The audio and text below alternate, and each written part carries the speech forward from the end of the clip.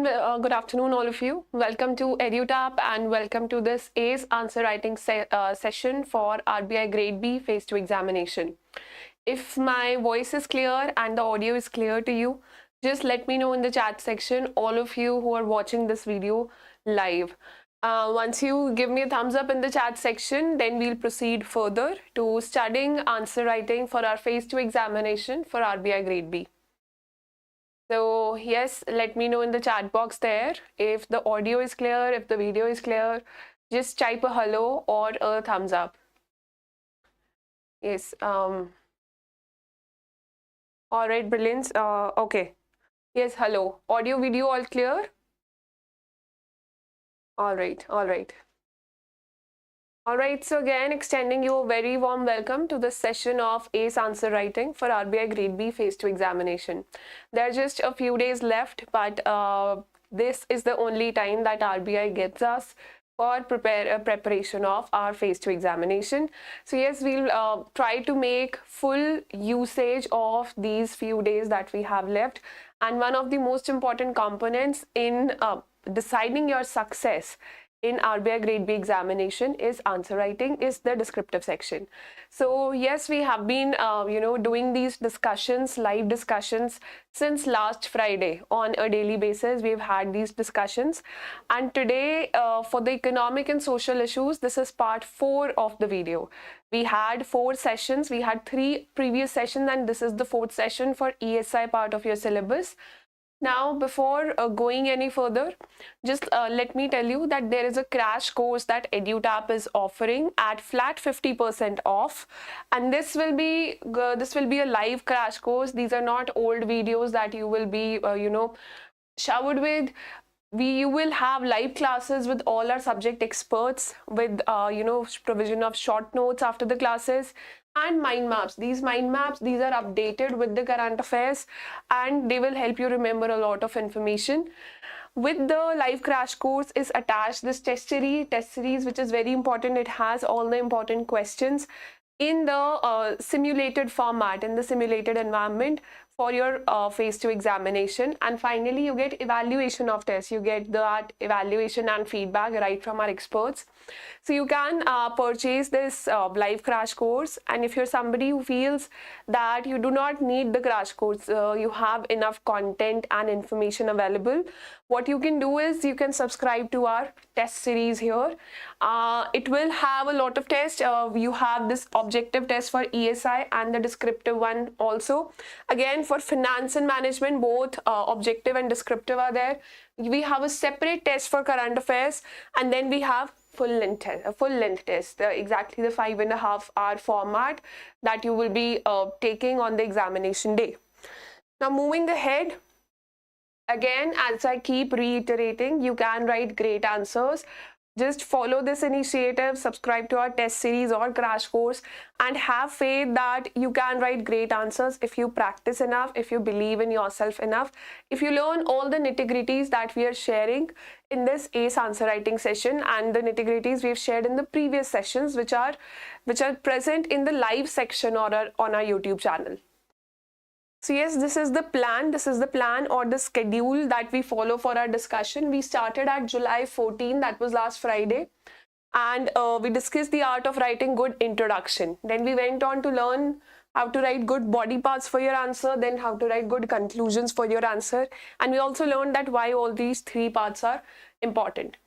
From Wednesday onwards, we've been studying ESI, and since 4 lectures had been allocated to ESI, it is very vast.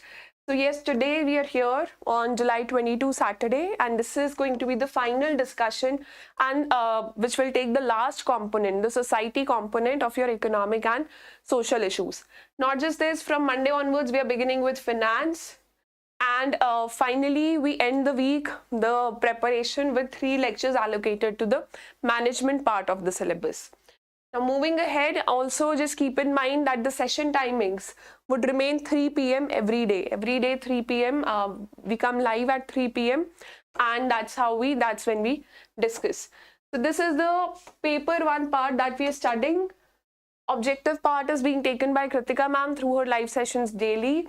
The descriptive part, you will have to attempt 4 questions out of 6.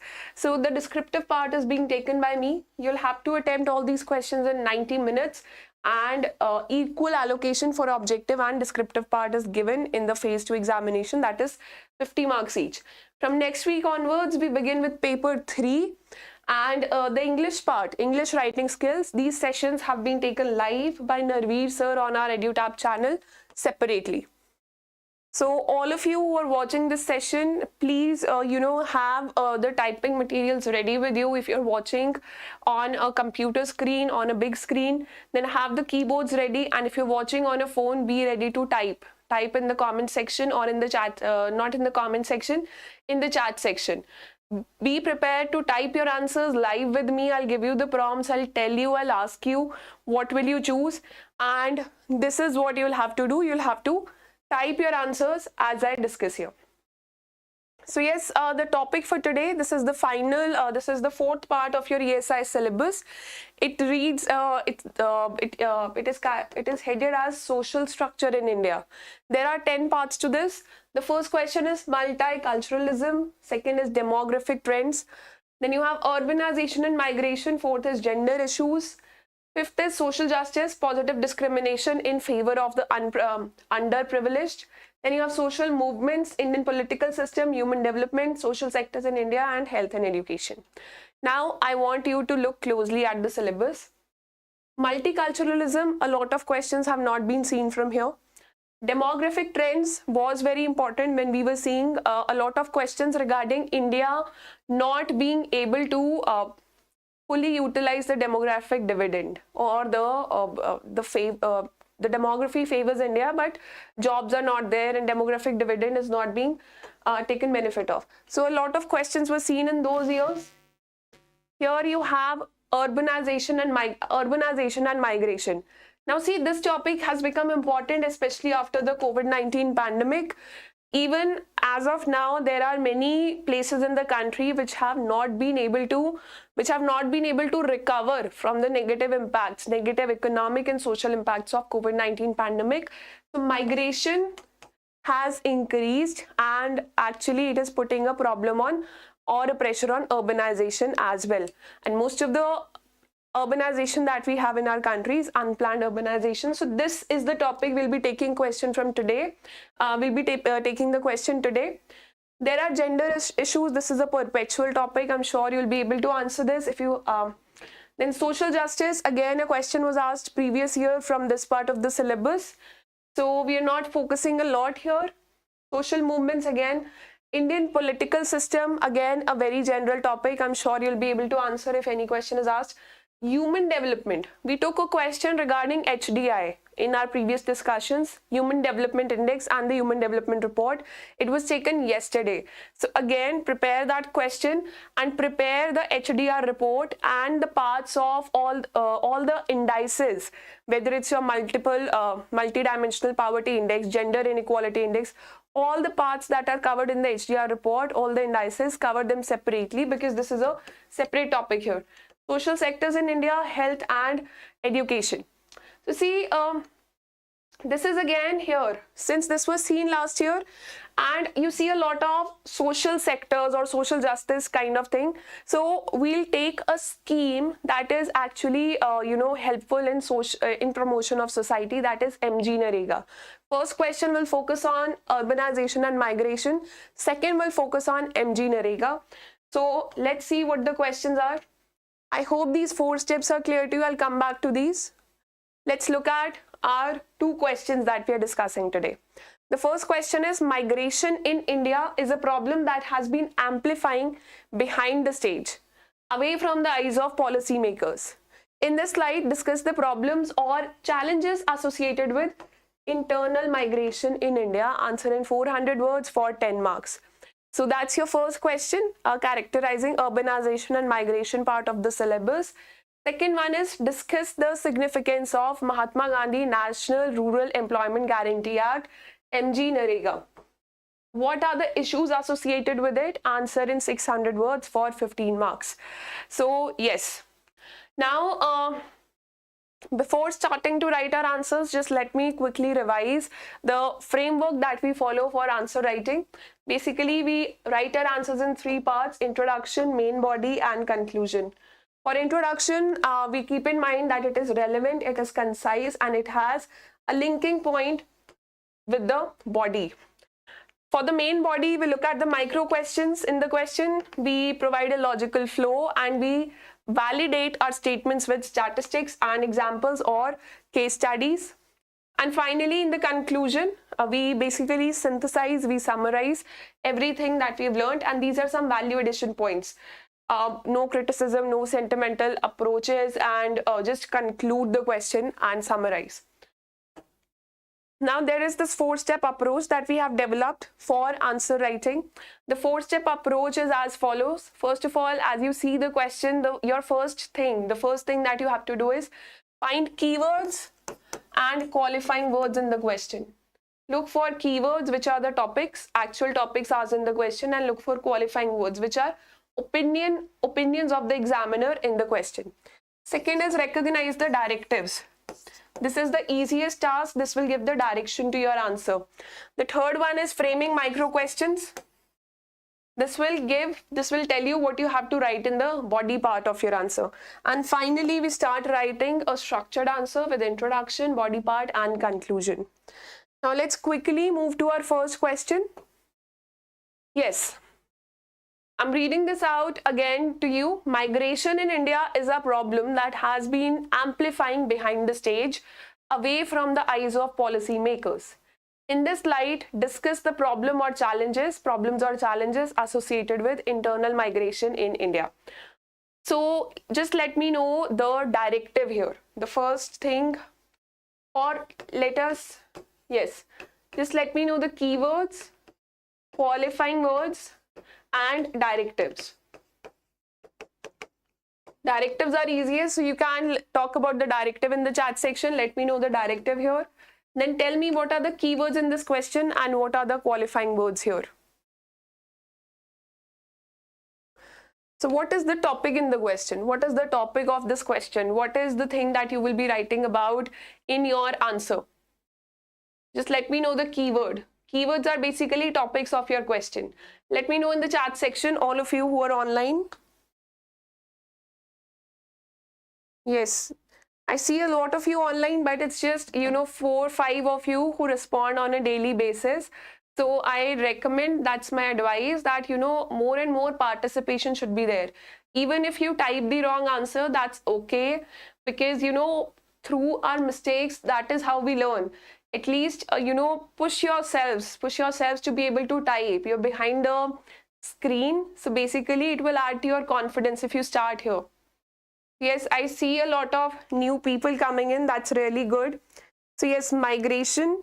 Amit says migration. Nishant Tiwari says migration. Pranav Mishra says protectionist policies by state governments. All right. Brilliant says migration, not in focus, not given attention, challenges confronting. Subhashmita Palo says migration and policies. So yes, I think all of you are writing about the keywords and then you're trying to talk about the micro questions. So let's look at, first of all, let's look at the directive here. Directive, that is the easiest part of our question. So what is the directive? Look at the first statement in this question. Migration in India is a problem that has been amplifying behind the stage, away from the eyes of policy makers.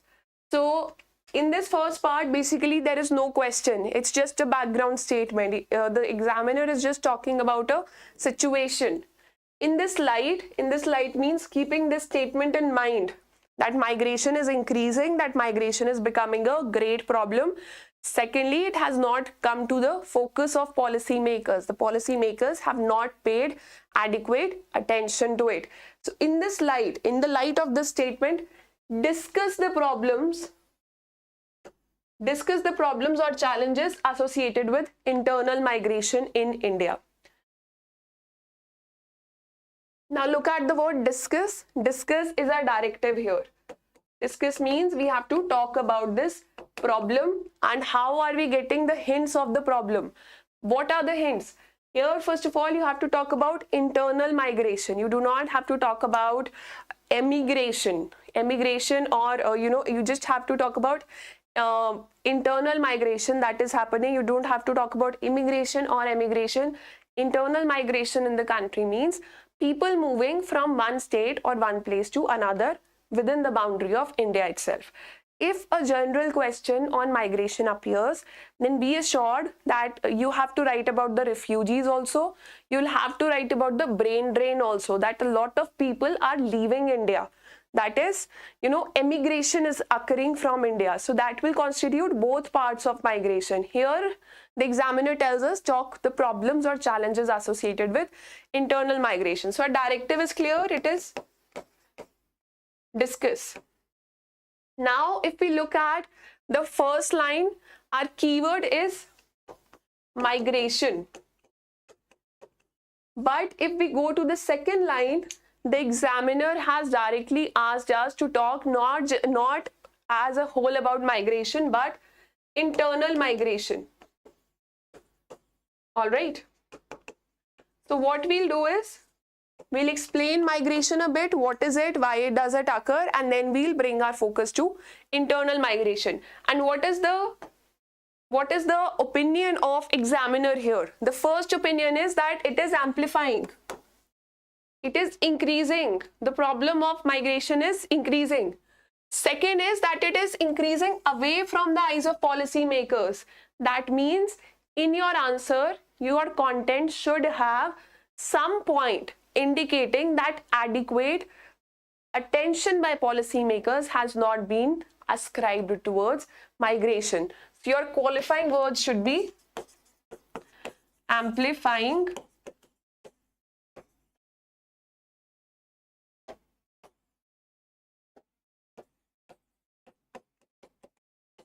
and away from eyes of policy makers. These should be your qualifying words here.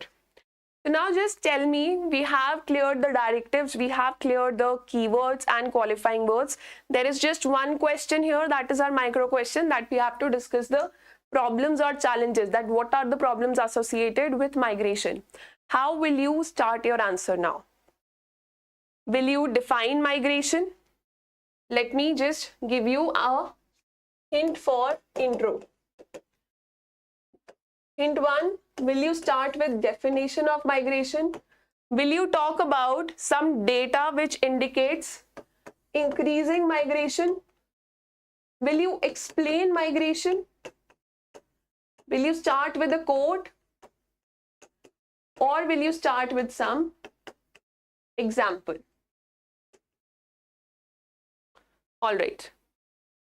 So just choose one out of the 5 and let me know in the chat section. If you choose multiple options to start your introduction, then write multiple numbers in the chat section. How will you start answering this question? Will you use a definition, data, explanation, quote, or example?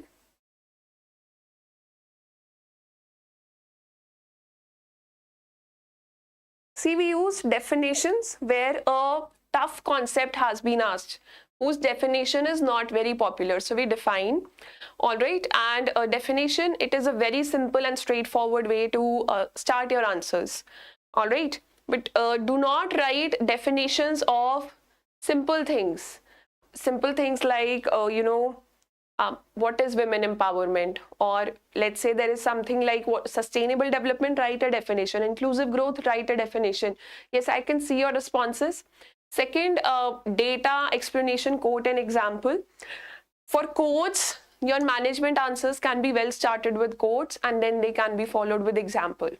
If you read newspapers, you might see that when newspaper articles cover a topic, they always start with example, because what happens with example? First of all, newspaper writers, they have a lot of recent examples available. So when they talk about something recent that happened yesterday or day before yesterday, they're able to garner attention of people towards the same old topic that has been going on for the past 10 years. So be very careful if you're trying to start with some example there, because that is more prevalent in a newspaper report or a newspaper article. So yes, let me come back to your comments. All right. So Subhashmita says that she'll write definition and data. That's right. Also, Subhashmita, just let me know that what is the data that you will use here. Do you have any data in mind, that what are the number of migrants, internal migrants in the country, or any recent report that has been released? What kind of data will you talk about? Jackin says he'll talk about some definition of migration, some data, explanation, then information about internal migration. Examples can also be given. That's again a very good approach. But again, be ready with examples and be ready with data also, as I have told Subhashmita as well. Amit says definition, data, and little explanation of internal displacement. So yes, again, that's almost the same thing. Now, I hope that, all right, Brilliance is typing again.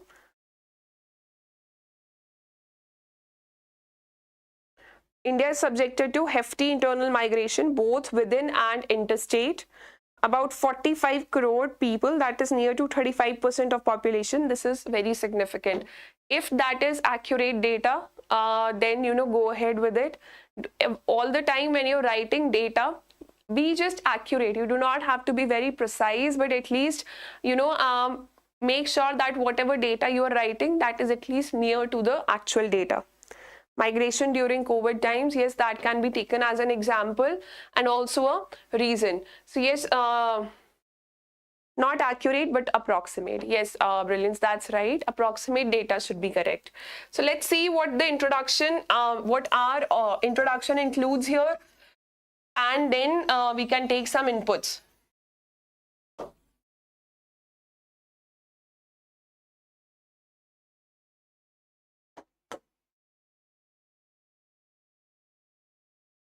Yes. Migration is a geographic movement of people across a specified boundary for the purpose of establishing a new permanent or semi-permanent residence. So that's your first statement here, that basically it explains what migration is. It can be a response to the uneven distribution of opportunities. Now see, first line basically defines migration. And migration, it is not always a very happy thing for people. So basically, either something is pulling them towards a better place or something is pushing them. So you must have, learned about push and pull factors of migration. So you can use your second line as that there are always push and pull factors behind migration. So here we are writing it in a different format. We are not using the word push and pull. We are talking about the factors. That it can be a response to uneven distribution of opportunities over space. That means there are opportunities in city while there are less opportunities or no opportunities in rural areas.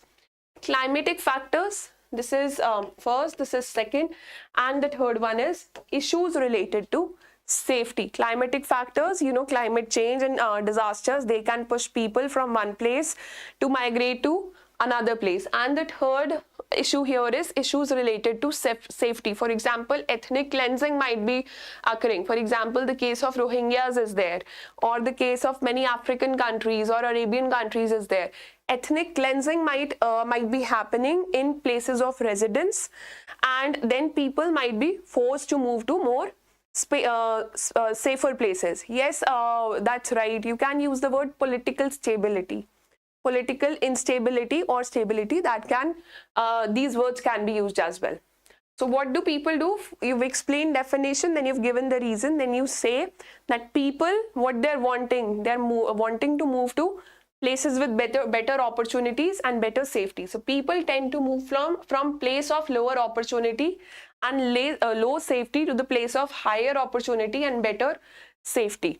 All right, so here basically you've explained the exact picture of migration. What is it, why it occurs, and how it occurs. So this in turn creates both benefits and problems for the areas people migrate and migrate from and migrate to. So wherever people migrate from, those areas could also be benefiting, because let's say only 100 jobs are available in the area they are migrating from, and the population is millions.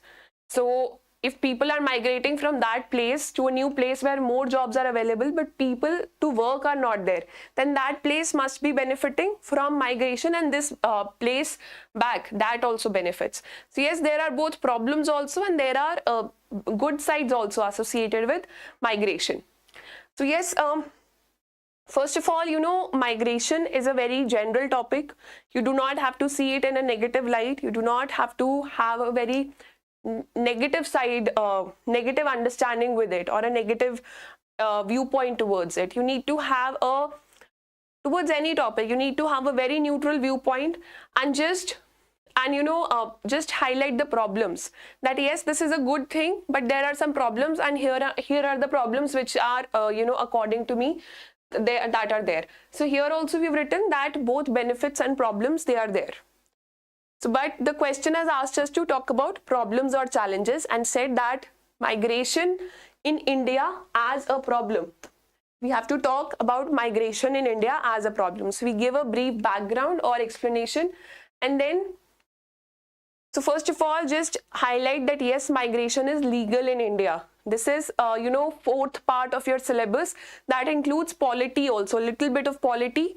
So just say directly that yes, migration is legal in India under Article 19, right to freedom. Right to freedom, you are actually authorized. You have the right to stay and to work anywhere in the country. So in India, migration within the country for work is a fundamental right of citizens upheld by Article 19 of the Constitution. And not just this, you do not just have the right to migrate, and you also have the right to be protected if you migrate.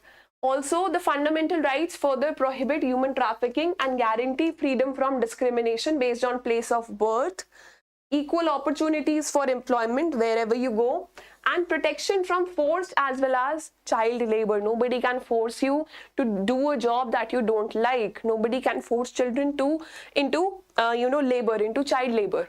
So see, these are the things which are not asked in the question. But see, this is going to be a long answer, and you cannot directly start about talking about the problem. You have to show it to the examiner that you understand the situation. Do not write stuff that is placed here or there, but at least talk about authentic stuff, something that is given in the Constitution, something that is provided with the legislation. For example, the PDS, if you have to talk about the negative sides of public distribution system, you will not start listing down the negative impacts. You will talk about National Food Security Act. You will talk about the positive sides also, that yes, PDS is providing subsidized food grains to so many people. It has, survived the test of time. Then you will talk about the negative impacts, and then you will conclude with a way forward. So always have a balanced approach, especially when the examiner is asking you to talk about some negativity. Make sure that your answer starts with some amount of positivity there, because that will indicate that you know the policy, you know how the things are operating on the ground level. Now moving to body part 2, and here we'll bring our focus to internal migration, which is our actual keyword of the question. Internal migration in India, what does it do when people migrate from one state to another, one city to another, one district to another, or one rural area to another rural area? First of all, it helps match labor demand and supply by making the availability of cheap labor possible. And here we are not talking about daily wages. Labor includes your IT professionals also. Labor includes people working in government jobs also. So all of it is basically labor. So internal migration in India helps match labor demand and supply by making the availability of cheap labor possible. It improves quality of life. Let's say, I hope that all of you get selected. When you make it to the final list, obviously you will be leaving your hometowns. You will be migrating to bigger cities where your posting would be there. So what happens? It improves the quality of life when people migrate. Internal migration, it improves quality of life. Provides for sustained, inclusive and sustainable economic growth, full and productive employment as in your case, and decent work for all. The less number of opportunities back home can be taken by less skilled people, and the highly skilled opportunities which are available in destinations of migration, they can be taken by highly skilled people. So migration makes migrants' social lives better because they learn about new cultures, urbanization, westernization, new values when you move to a new place, customs and languages. This helps people get along better with each other and make sure that people are more equal and tolerant. The social fabric of your country, it strengthens. So basically, let me, we're learning content as well as the structure. I'll come back to the comments again. So we started by defining what migration is and what causes migration, what are its impacts. Impacts are both positive and negative. Since the question is demanding us to write about the negative impacts, we are just starting by talking about that, is migration allowed in India? Are there any provisions? So we told about the provisions of Constitution in our body part 1. So that is your first paragraph after introduction. Then your second paragraph after introduction is going to be this. Talk about internal migration and its positivities.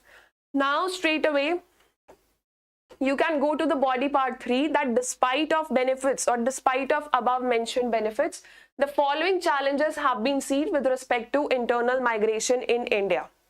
So that's how you write your answer.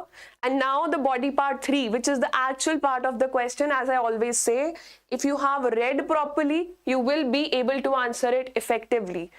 Just back your points with data, whatever data you wanted to use here. Just back your points, and now in the chat section, just let me know what will you write in your body part 3. That is the actual, that is going to be the longest body part of your answer. Will you write in a paragraph or will you write in points? Let me know in the chat section. Secondly, what are the issues associated with internal migration for the country? Talk about them. And here there are two aspects. There are issues which migrants face. Lack of adequate shelter, health facilities, and things like that. Safety. Second are the issues which are caused because of migration on the policy makers or on the places where they migrate. So two sides have to be looked at, and both the types of issues have to be talked about. So first of all, let me know whether you are taking a paragraph approach or a pointers approach. Let me know in the chat section.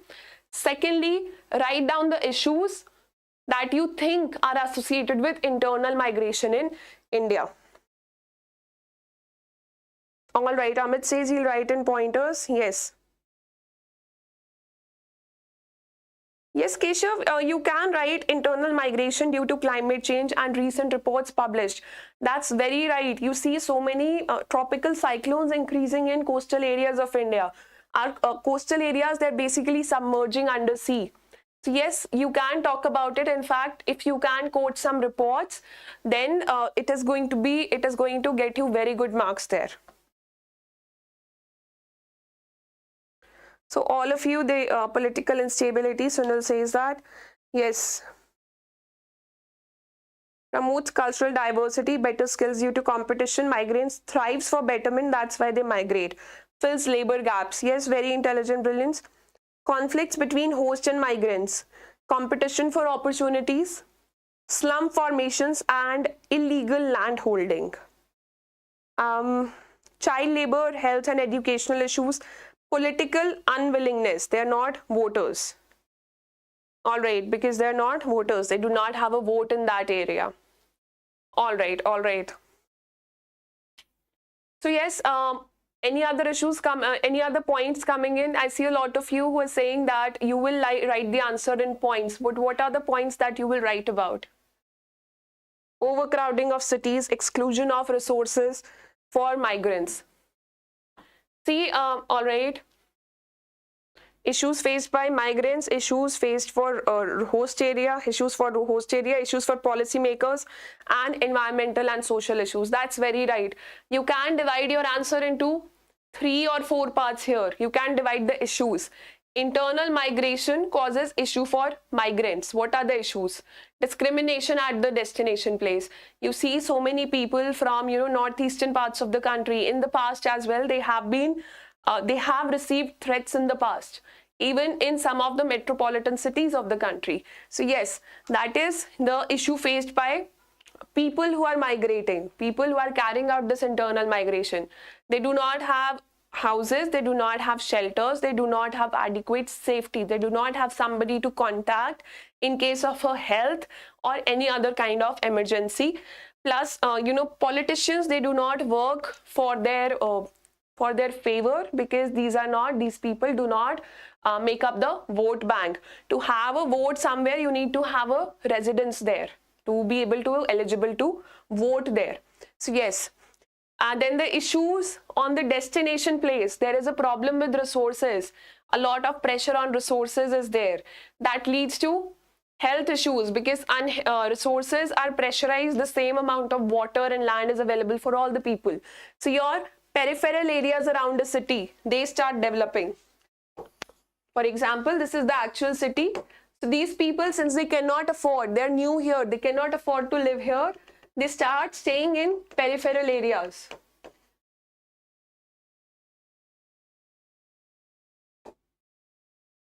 All right, they start living in peripheral areas and there is no development that occurs here. It occurs very slowly. Unhygienic conditions are there that occur. That is a strain on natural resources. There is a more competition for opportunities in the destination place. And issue for policymakers. Now, migrants, labor is a state subject, central subject, or a concurrent subject? Let me know in the chat section. Labor comes under the purview of central government, your state government, or it comes under the purview of both the governments. Yes, it's a concurrent subject.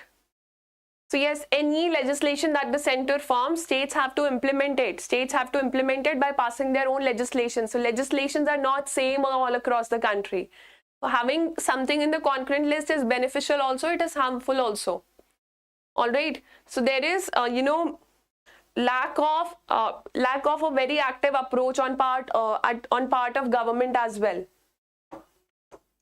So first of all, there are limited destinations for migration. Now I saw at least 2-3 data points coming in the chat section. They are not in your answer, but read all the chat, read the live chat, even if you're watching this video later. So read that live chat and include those data points. For now, we have this data regarding the Ministry of Housing and Urban Poverty Elevation.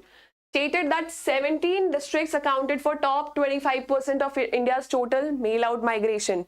There are just 17 districts in the country in which 25% of the entire migration is taking place. That means stress due to migration is concentrated only in a few districts, and hence infrastructural requirements are very high in these districts as compared to rest of the country. Now, what are the problems that happens? Migration is just in a few pockets. It puts pressure on natural resources. Look at how we are writing. First point of the third body part, then subpoints under it. Subpoints have been marked as A, B, C. All right. Or use small Roman numbering here for the sub points. It makes your answer neater. It tells the examiner that you have so much to say and so much clarity in your answer. First of all, start with the bigger issue, limited destination for migration. Social issues will come to later. Infrastructural issues will come to that. Puts pressure on natural resources. Second, when the destination, they're migrating to just one city, what is happening? Results into an increase in slum areas, compromising quality of infrastructure and life at the destination, which further translates into many other problems such as unhygienic conditions, crime, pollution, etc. Because many people, they're not able to find jobs or afford a good living. So what happens? Crime increases, pollution increases, they stay in unhygienic conditions, and then diseases start spreading in all parts of the area. Then there is increased competition for jobs. Housing. Have you seen that how in the past 3-4 years, prices of real estate have gone up in all parts of the country? You must have noticed this. Prices of houses have increased manifold because after the COVID-19 pandemic, migration has increased. Increased competition for jobs, housing, school facilities, etc. Sending your child to school, that requires reservation, prior reservation in the previous year itself. Then there is a lengthy process that the parents have to go through to get their child admitted in schools in bigger cities. The large population puts too much pressure on natural resources, amenities, and services. Now, moving to the next point. And see, it is not necessary that if you write one point, you have to write subpoints A, B, C, and D. Write subpoints for the points you have an answer to or subpoints for. Otherwise, just give a basic explanation. There is no policy framework. First of all, data on migrants is not available. Exact data is not there. Secondly, there is no full-fledged policy that brings center and state governments to one table in one room and then they decide a policy. No such policy is there. First of all, they remain unenumerated and unrecognized at local, regional and national levels. So first of all, data, no exact data is there. There is inadequate coordination among states on a formal exchange of information on migrant workers. There is lack of policy framework for the inclusion of internal migrant workers in India. There is no guiding policy that how they should be treated. Finally, migrant workers, they are not covered by protective law since India has not ratified the International Labour Organization's Domestic Workers Convention 2011. So they are not protected under a full blanket law. Yes, they have fundamental rights, but labor rights, they differ from state to state. A full-fledged law for migrants is not available. Fourth point, exploitation of migrants. Despite of the protections provided in Constitution against child labor, against human trafficking, there is still a lot of harassment that goes on, exploitation goes on. Because workers, they contact a broker who sends them to another state to work in a household, let's say as a cook, as a maid probably, as a house help. So these people, they're not cared for by the employer. They actually have to be cared for by the broker or the company who's sending them. And these companies, they're not responsive to the needs of workers. So employers use recruiters to find and manage workers and thereby absolve themselves from any responsibility for protecting their rights and providing decent working conditions. If you have seen, if you've been following the news recently, in the past 7 days also, there have been a lot of coverage around, harassing a domestic help or a girl who was, a 10-year-old girl who was harassed by her, by where she was hired in the house itself. Lack of social security and health benefits and poor implementation of minimum safety standards law leads to exploitation of migrants.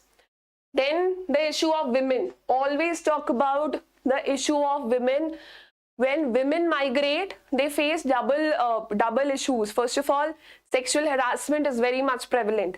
Secondly, women, as when they're migrating, they're paid lesser than men. That is a reality, that women in, all around the world, they're paid lesser than men for the same amount of work that they do. So they face double victimization. Wages are lower than that of men and they're vulnerable to sexual abuse and harassment. So first of all, women cannot migrate as freely as men. Secondly, even if they migrate, they might not be safe. Migrant workers, they're susceptible to human trafficking and become bonded laborers. Yes, bonded laborers do. This bonded labor does occur in India even now, though it is illegal. Next point, exclusion from political rights. They do not have the right to vote because they do not have permanent residence documents. Then you have language, food and other cultural barriers. When somebody is migrating to a new place, a North Indian moves to South India, he does not know the local language. The food is not available. The right kind of food is not available because the palate is entirely different. Then they come from rural areas. They mostly speak only their mother tongue and cannot converse sufficiently well in other regional languages. That prevents them from gelling up in the new environment and hence leads to their exclusivity.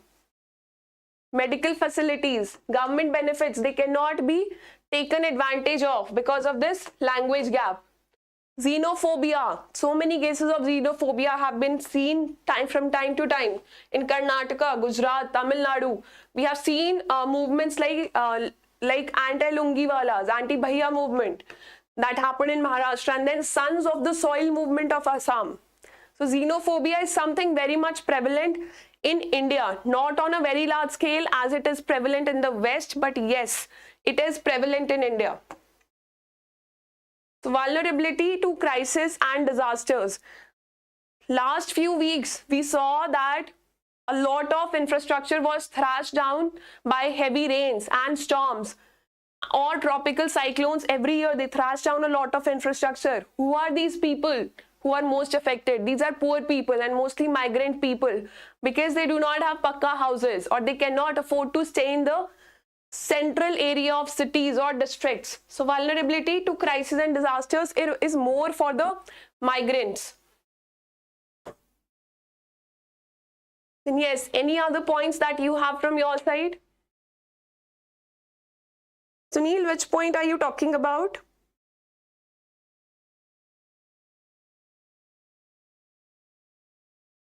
Which point are you talking about, Sunil? And all of you, after this, just let me know what will you write in the conclusion. All right, brilliance. Yes, women issues. Example of 10-year-old girl. Yes, that's right. Do not write it directly, but write in the third person. That recently, in this particular state or city, a case was seen. This highlights the issue that is associated with migration of women, especially younger women or young girls. So that's what you can write about. All of you, now, how will you frame your conclusion? Now, intro was done. For body parts, we used, our first part was talking about if it is legal or not, or the protections for migration. Also, we talked about the benefits. Then we moved on to talking about the downsides. Now in the conclusion, what will you do? In the conclusion, will you give a way forward? And if you will write a way forward, what is the way forward? Way forward is basically a solution for the problem. Now, when you know the problem, there are 10 points that we have discussed here, 10 problems. So what do you think can be one panacea for solving this issue? At least a start of the solution.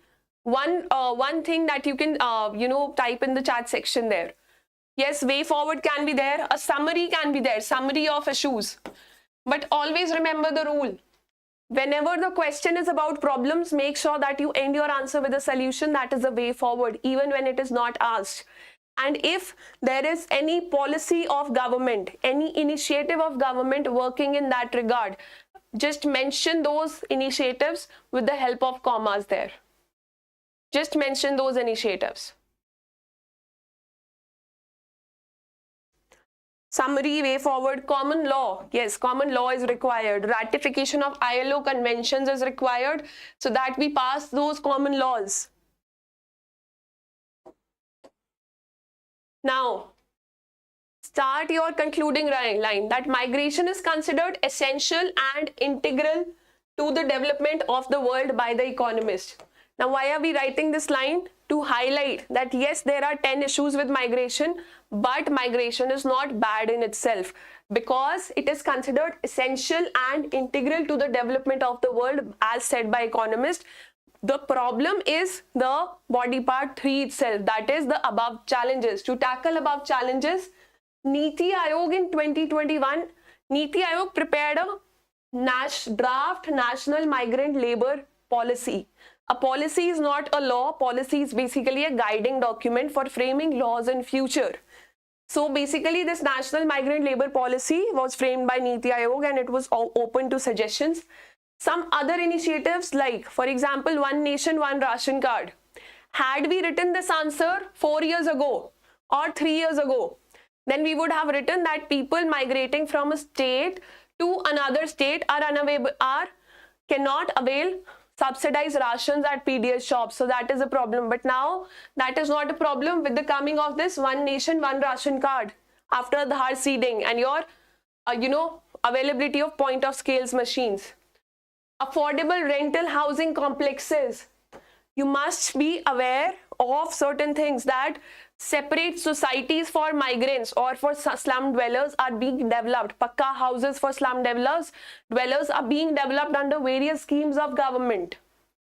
So for all the migrants, PM Garib Kalyan Yojana, postal ballot scheme to be able to cast your vote where you come from, and the e-Shram portal to talk about the issue of to manage the issue of migration. E-Shram portal have been brought in to address the issues associated with internal migration. Now what you've done, you've talked about migration is important, but problems have to be dealt with. What are the problems? We have given above. Talk about what government has done, and finally say what is your solution.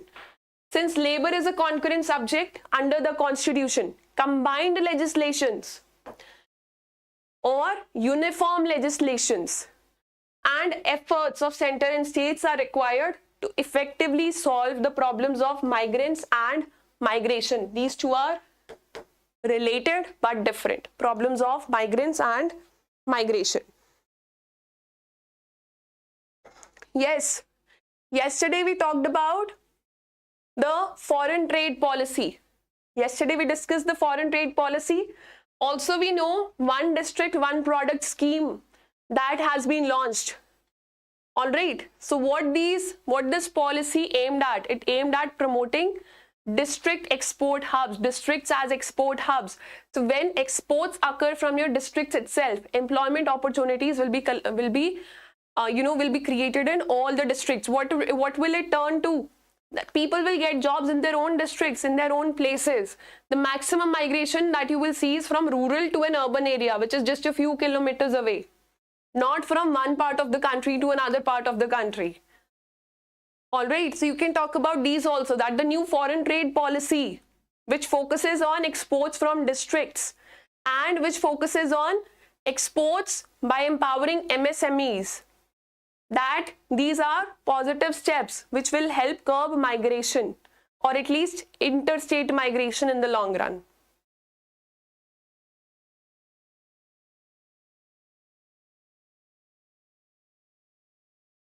Yes, possible ways ahead. Yes, that's right.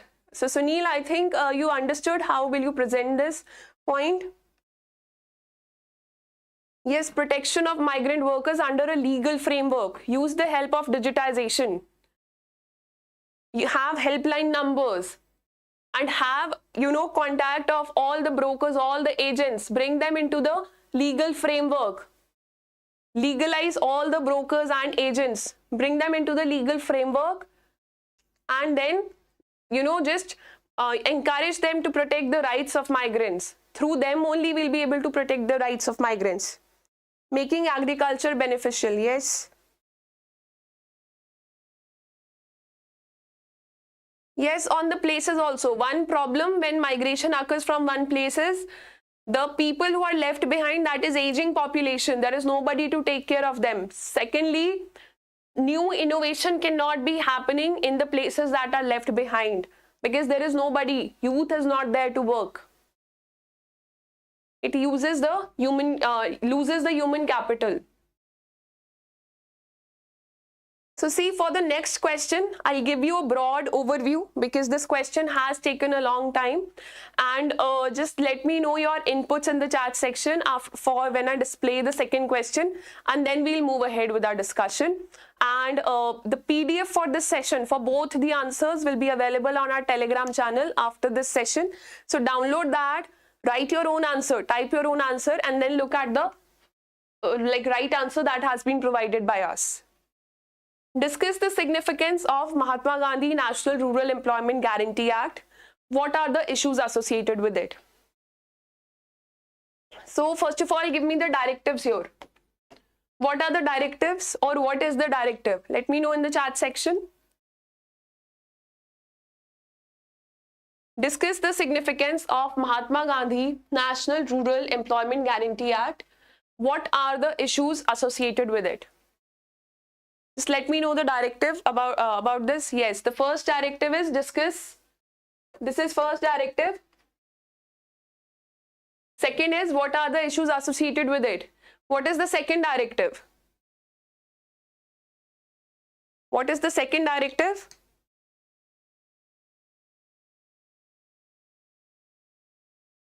Second directive here is, yes, what? What are the issues associated with it? What is the topic that you have to talk about? What are the keywords? Yes, I'm getting the micro questions. Explain MG Narega, why it is needed. That is, significance means basically why is it important. If I say that discuss the significance of MG Narega, just talk about its importance. Why is this important? And how do you show something is important? You back it with data. You talk about that how many people have been employed or how is it benefiting people. What are the issues associated with it? That what are the problems? No scheme is perfect. If you ever see a scheme on your paper, the first thing they will ask is objectives, aims and objectives. Second question, significance of the scheme or the importance of the scheme. If they've asked you aims and objectives, basically aims and objectives will be the fodder for your importance also. So they'll either ask you significance or they'll ask you aims and objectives, not both at a time. And the third thing that can happen is they can ask you issues, which you can see here also. What are the issues associated with the scheme? Manrega, yes. Explanation, data. What are the issues associated with Manrega? Yeah.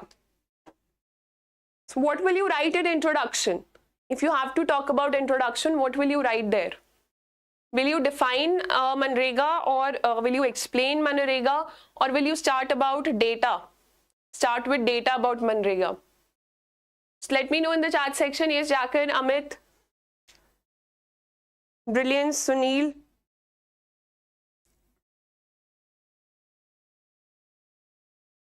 And Subhashmita. Let me know how will you start your introduction here.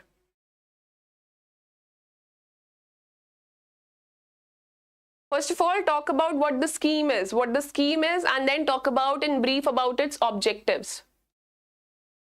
Yes, start from the act, explain the scheme, Manrega, when started and why started. Yes. Your public distribution system, PDS, provides for right to food. That means food is not something that you have to, that is something you get as a gift. It's your right to have food.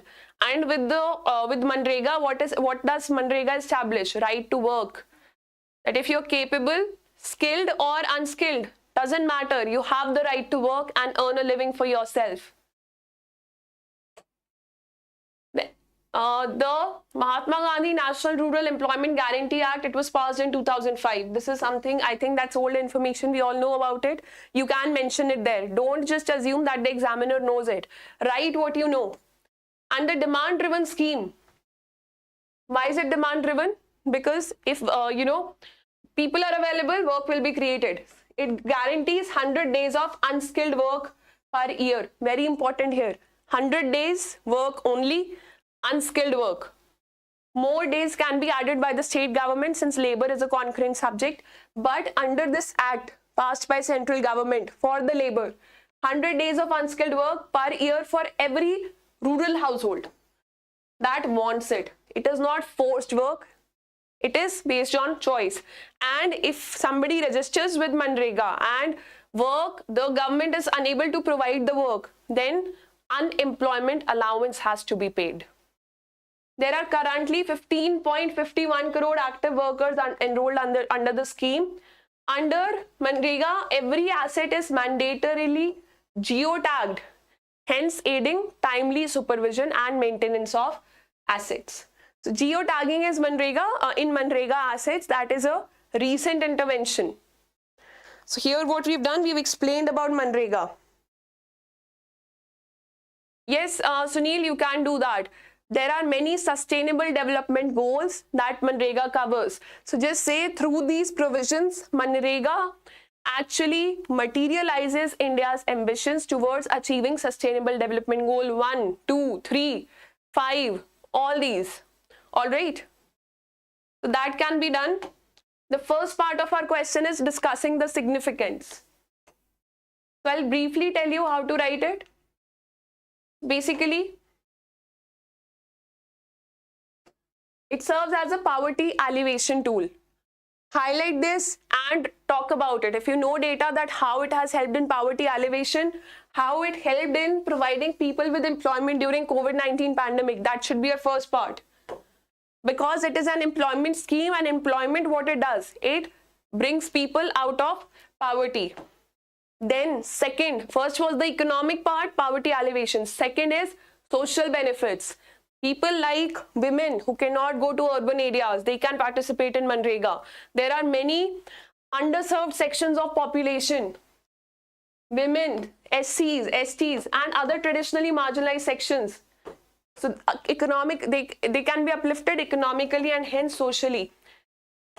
Yes, increases the wage rate in rural areas, because Manrega provides for a fixed wage rate. So all the people around who actually have to employ labor from rural areas, they have to provide the rate at least that is provided by Manrega.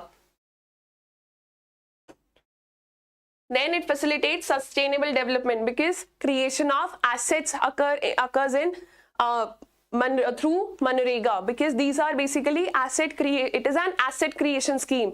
Some building can be created, water tanks can be created. So it helps in development of rural areas. So these are the 4 important points here. Now moving on, issues associated with Manrega. It is said that poorer states have not been able to avail the benefits of Manrega. One, because of migration. Second, this is the data basically, that poorer states have not been able to avail the benefits of Manrega. Secondly, there are payment delays. Third, low wage rate.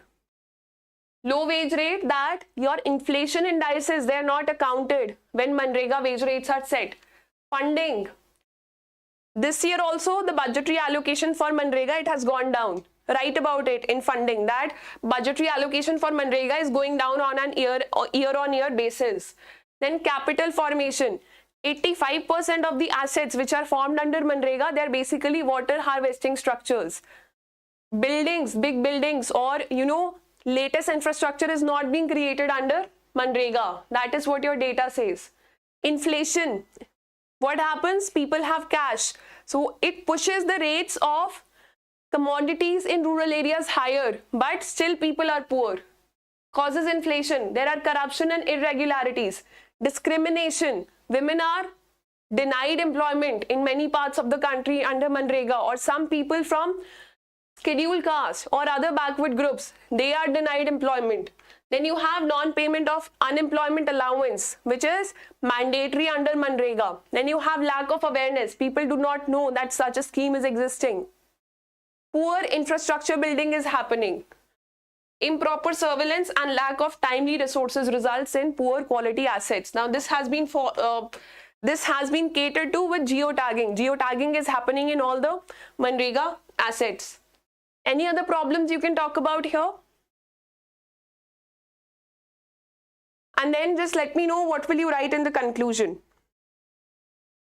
Yes, Sunil, that is a very important thing, that it provides alternative employment in rural areas as an alternative to agriculture. Yes, brilliance, very good approach, very good approach.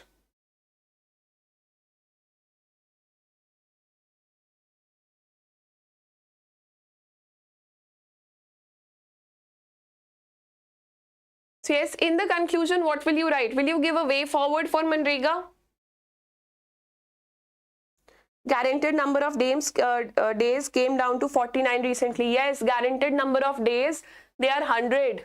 But if we calculate the average, 100 days employment is not provided in many parts of the country. This is the recent data from first 6 months. This is the previous year's data, which is the recent data that we have available. That's right, Amit. So talk about it. Again, that's a problem. Now talking about the conclusion. Again, since we were talking about problems in the question, we will give a way forward here.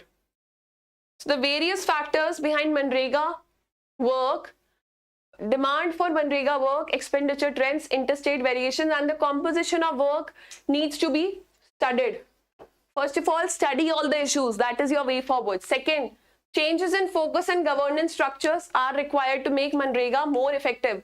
Changes in focus and governance structures. Focus of assets being built. We need good or advanced level assets also, not just basic assets. And governance structures. They are required to make Manrega more effective. Recalibration. Calibration is already occurring. The scheme is being calibrated. DBT is there. Direct benefit transfer is there. Geotagging is there. Recalibration is required in allocations of fund under Manrega, and focus needs to shift to poorer states like Bihar, UP, etc. in this regard to promote equitable growth. All your states do not get the same amount of funding from the center for running Manrega. So what happens? States also have to contribute towards Manrega funds, and many states don't do that effectively, or what money they get from center is very less. Timely payment of wages, improvement in technical capability of supervising engineers for ensuring creation of quality assets, generating more awareness among stakeholders are some of the solutions. Social audit is another solution. Social audit under Manrega is already being carried out. Again, this the power of social audit or the strengthening of social audit has to be there.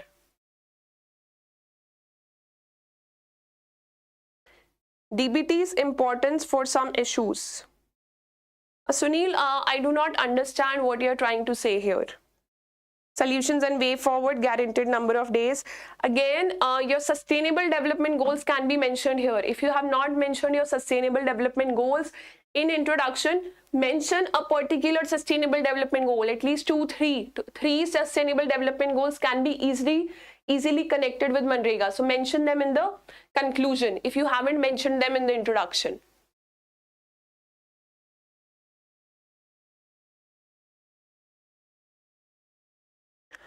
Yes. So any doubts coming in, or if you have like anything you want to ask regarding answer writing here?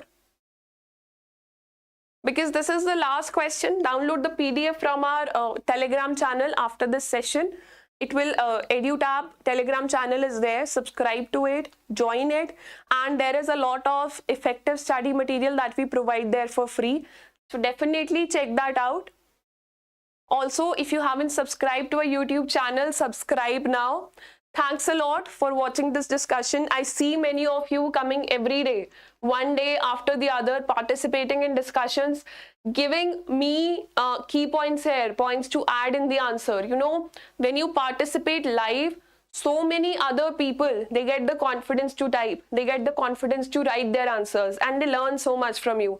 So I really appreciate all of you who have been continuous with this initiative and who are very much motivated to become an RBI Grade B officer. At the end of it, whichever post you end at, you should be a better person. You should become a better person every day with everything that you're studying, with everything that you're reading, because these are real topics. This is not just your study or syllabus. These are actual real topics. These are real problems happening on ground. So yes, thanks a lot. You can send us your feedback. If you have any feedback regarding this discussion, do let us know at hello@edutap.co.in. An email sent to us regarding the feedback. It takes just 5 minutes from your side, maximum 5 minutes, 2 to 3 lines of feedback, but it motivates us a lot, and it also guides us to help you in the right direction. Also, if you have any doubts, you can book a doubt session with the faculty at 8146-207-241. I'll see you on Monday. We'll start our discussions on finance. We'll take multiple questions and expected questions on finance from Monday onwards. And I wish you all the very best. Take care.